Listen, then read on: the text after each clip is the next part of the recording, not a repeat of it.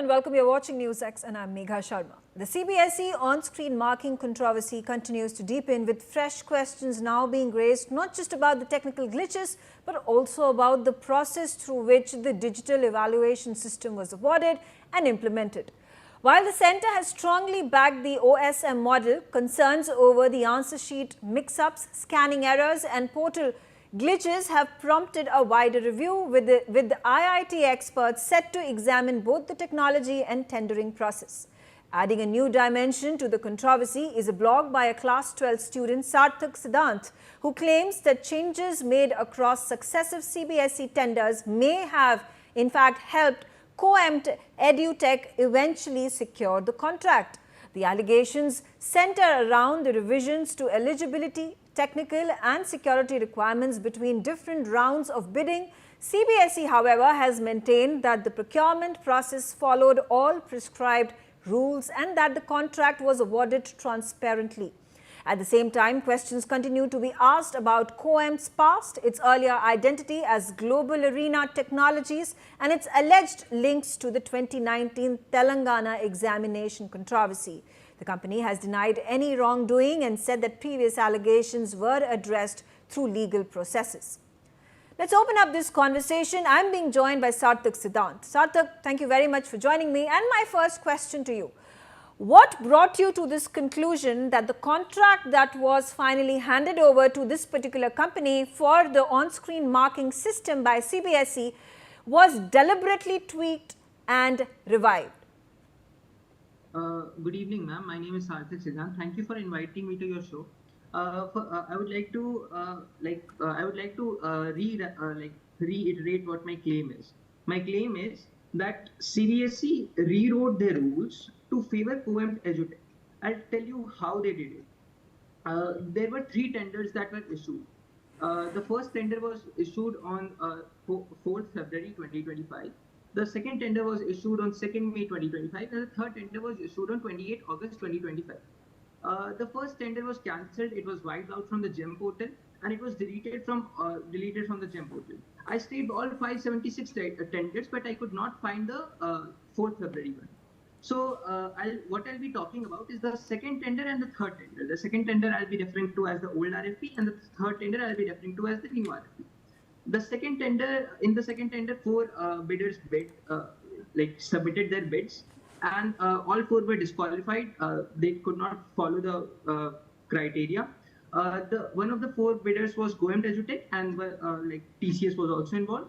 And in the third bid, on 28 August 2025, COEMT EduTech won that bid. TCS also qualified the technical round, but TCS could not win the bid.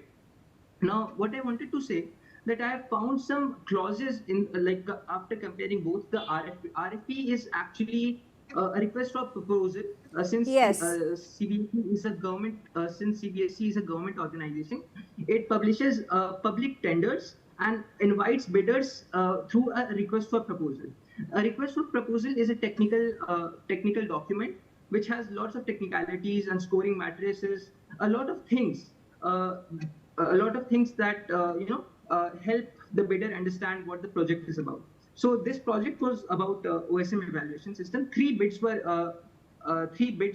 tenders were made until the vendor was finalized. The vendor happened to be COEMT EduTech. Now I'd like to say what the clauses were, some of the very interesting clauses, and I'd like to go through them one by one. The first clause was that in the first RFP, in the earlier RFP, there was a clause of poor performance. There were 3 times it was mentioned, poor performance, a record of poor performance. That if the service provider had poor performance in the past, they would be disqualified. But in the new RFP, this term is totally deleted. This is totally wiped out. So the service provider could be, so the board, the Central Board of Secondary Education, somehow likes service providers that have a record of poor performance. Why did they wipe out this term? This is my first question. Because COEMT EduTech has a record of poor performance. In the Telangana State Board examinations, 23 students killed themselves because of discrepancies that COEMT had in the system. COEMT software had in Telangana State Board exams. The second word I found was this does not necessarily relate to COEMT EduTech, But the second clause I found was that in the earlier RFP, there was a blacklisted earlier term. And in the new RFP, it was changed to blacklisted currently term. I wonder why it was changed. Why did the board suddenly think 3 months later that they wanted to allow a service provider that was blacklisted earlier? This is my question. The third question is about changing the CMI level from 5 to 3. The fourth, there are many points that I have mentioned in the blog. Yeah. There Okay. are Okay. But I do want to, now, having made this claim, I understand that you have been able to get access to the tender requirements, the technical requirements that were floated when tenders were invited from these companies, and they applied, placed their bids, and finally a decision was made by the CBSE to pick a company of the bidders that had decided to contest for this particular tender. What is it that you would want the Ministry of Education and the CBSE in moving forward and reviewing this entire procurement process, which you at this point of time feel was tweaked and perhaps there may be discrepancies that you think would come to fore, and there must be some malpractices, as you claim, that may have been brought about in handing over this tender and giving this particular tender to one company over the other? Sure, ma'am. First of all, I would like the ministry to. I have raised 15 discrepancies in my blog. I have raised 15 discrepancies in my blog, and I want, I would request the ministry to at least answer some of them. At least explain why would they make such a change, such a deliberate change in the RFPs? Why would they change the tenders rule book? This is the first question. This is the first request from me to the ministry. The second request is making this process more transparent. I could not fetch all these documents and all these the technical evaluation summary, the technical marks allotment summary from the government websites like e-procurement portal. I want CBSE and the government and the ministries to at least be a little transparent and still provide, the documents that help me at least investigate this. Okay, all right. I also want to know from you, what were the problems that you faced when you got your answer paper and it was evaluated? What were the kind of discrepancies? Was there any mismatch? Were there any, hundreds and thousands of students reported that, their answer sheets were blurry, they were not marked correctly on their answers. So what kind of discrepancies did you face and your friends face?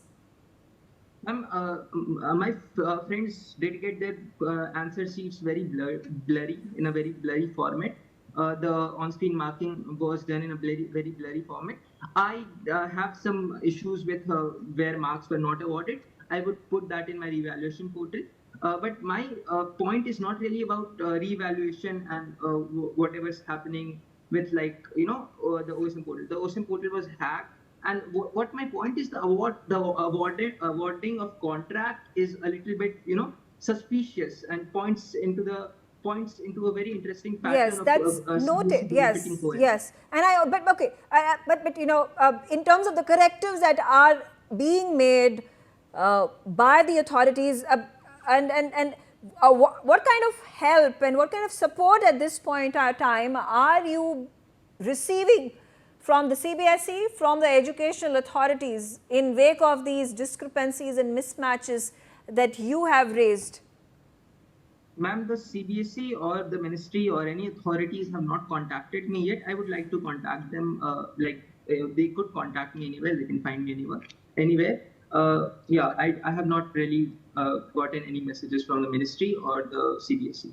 Okay. And what about your teachers, your principals, the faculty? Are they being supportive? How are they helping you out in figuring out this massive problem? And also it becomes an emotional turmoil because class 12 examinations are extremely important. They are allowing you to decide the course of your future in terms of the subjects that you want to study, colleges that you want to enter into. Ma'am, it has been a while since I have left my school, at least 5 months. So I'm not in contact with my principals or faculties. Okay, all right, stay on with me.